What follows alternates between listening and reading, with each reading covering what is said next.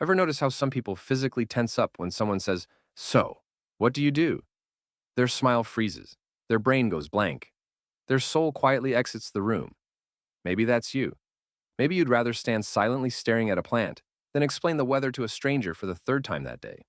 And the funny thing is, you're not awkward. You're not rude. You're just allergic to small talk. But here's the part most people miss. Avoiding small talk isn't about being antisocial. It's about how certain minds process connection. And once you see the psychology behind it, it all clicks. Some people avoid small talk because their minds don't warm up slowly. They drop deep. Picture a networking event. Everyone's exchanging names, jobs, polite laughs. Meanwhile, this person is thinking, what do you actually care about? What keeps you up at night? Surface level conversation feels like chewing air. Their brain craves meaning, not momentum. So instead of forcing enthusiasm, they withdraw.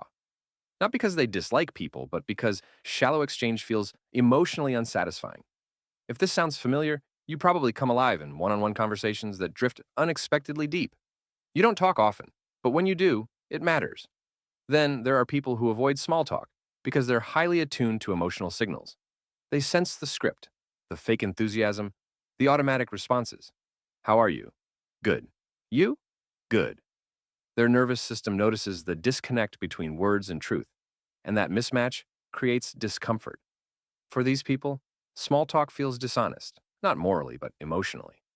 So they either stay quiet or wait for a moment when the conversation becomes real. Another profile is the internal processor.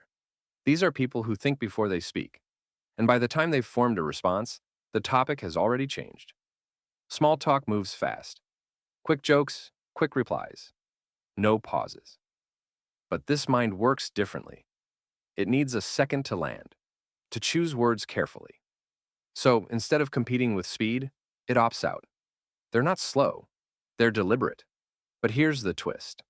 Some people avoid small talk because it triggers a subtle form of emotional fatigue. They've spent years performing, smiling, nodding, reacting appropriately. And small talk feels like another role to play. Being quiet becomes a way to conserve energy, to stay authentic, to avoid unnecessary emotional labor. And finally, there are people who don't avoid small talk. They're waiting for a signal, a question with depth, a pause long enough to enter. Once that door opens, they step in fully, attentive, insightful, present. Until then, silence feels more honest than noise. So if you've ever been told you're too quiet or hard to read, maybe it's not that you avoid conversation. Maybe you just avoid empty ones. Which of these felt like you? And if you've ever chosen silence over small talk, maybe that silence was saying more than words ever could.